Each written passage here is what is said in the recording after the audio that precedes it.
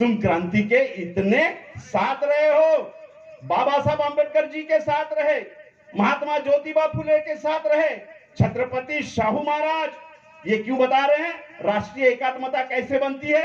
आपको पता है आज कुरान हर भाषा में उपलब्ध है, लेकिन कुरान का तर्जुमा पहली बार मराठी भाषा में किसने किया?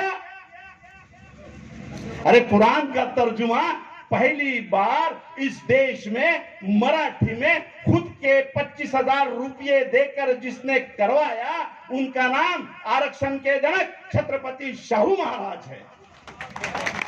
और इस महाराष्ट्र में गरीब मुस्लिम बच्चों के लिए पहला हॉस्टल किसने खोला? वो भी छत्रपति शाहू महाराज है।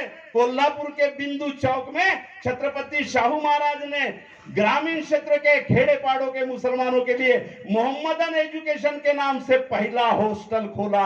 भारत की संस्कृति कैसी है समझ में आना चाहिए आप लोगों को।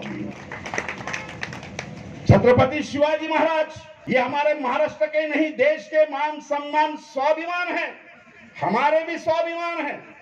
क्यों? क्योंकि सर्वधर्म प्रिय राजा जिस तरह छत्रपति शिवाजी महाराज थे, उसी तरह सर्वधर्म प्रिय राजा हजरत टीपू सुल्तान भी थे। एक 17वीं सदी में आते हैं छत्रपति शिवाजी महाराज, तो 18वीं सदी में आते हैं टीपू सुल्तान। क्या खासियत थी छत्रपति शिवाजी महाराज का? खासगी सचिव कौन? जिन्हें हर राज छत्रपति शिवाजी महाराज का मालूम रहता था, जिनसे सलाह मशवरा किए बगैर छत्रपति शिवाजी महाराज ना कोई युद्ध करते, ना कोई प्लानिंग करते, ना कोई योजना करते। कौन था वो? उसका नाम था मौलाना हैदर। मौलाना हैदर ये छत्रपति शिवाजी महाराज के खासगी सचिव थे। इधर टीपू सुल्तान थे, उनका खासगी सचिव कौन था? जिससे चर्चा करते, जिससे प्लानिंग करते, उसका नाम था पंडित पूर्णैया। भारत की संस्कृति कैसे बनती है, इस बात की ओर मैं आप लोगों को ले जा रहा हूं कि एक हजरत टीपू सुल्तान थे जिन्होंने 153 मंदिरों को डोनेशन दिया, जगह दी, जागीरें दी। क्यों? कि राजा बनना आसान है, आमदार बनना भी आसान है, खासदार बनना भी आसान है, प्रधानमंत्री बनना तो उससे आसान है, गृह मंत्री तो बहुत ही आसान है, लेकिन देश को, सभी धर्मों के लोगों को साथ में लेकर चलाना बहुत मुश्किल है। और जिसने चला दिया वो महान बनता है। छत्रपति शिवाजी महाराज इसलिए महान बने कि सभी धर्म के लोगों को लेकर न्यायपूर्ण राज चलाया, इसलिए छत्रपति शिवाजी महाराज महान है। टीपू सुल्तान इसलिए महान है कि सभी धर्मों के लोगों को साथ में लेकर राज चलाया, इसलिए वो महान है। जब सत्ता दी जाती है तो सत्ता के साथ में कर्तव्य फर्ज भी आता है, सत्ता के साथ में ड्यूटी भी आती है। सत्ता और पावर आने के बाद में हिंदू और मुसलमानों के झगड़े लगाने के लिए ताकत नहीं दी जाती। सत्ता की ताकत जातिवाद बढ़ाने के लिए नहीं दी जाती।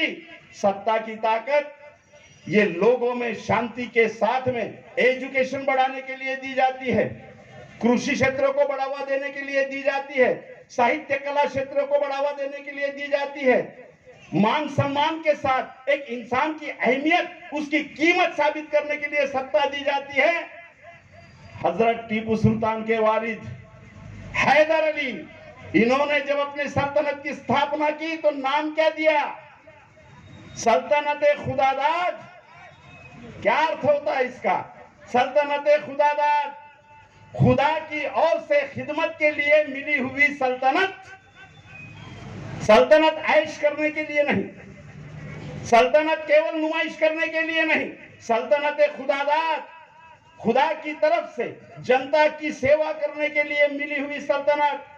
जिस रोज हजरत टीपू सुल्तान ने यानी हैदर अली साहब के कज़ा कर जाने के बाद अपनी सियासत संभाली, राज्याभिषेक हुआ, सियासत पर बैठे, ये इतिहास में पहला राजा है। जाधव साहब, पटेल साहब, इतिहासातील हा पहिला सुलतान ज्यानं सत्ता सांभाळल्यानंतर, गादीवर बसल्यानंतर पहिला दरबार जब बैठाया, उस दरबार में एक मैनिफेस्टो, जाहिरनामा डिक्लेयर किया। ये भारत के इतिहास में एक अनोखा राजा है। 8 कलमी जाहिरनामा है, पढ़ के सुनाता हूं क्या है। नंबर 1, मैं सुल्तान टीपू सुल्तान सल्तनत खुदादाद का प्रमुख ये जाहिर करता हूं कि मैं मेरे राज्य में किसी भी प्रकार का धार्मिक, जातीय, वंशीय भेदभाव नहीं करूंगा और पूरी ईमानदारी के साथ और नैतिकता के साथ अपने समाज की और देश के लोगों की सेवा करूंगा। ये जाहिरनामा इतिहास में बड़ा प्रसिद्ध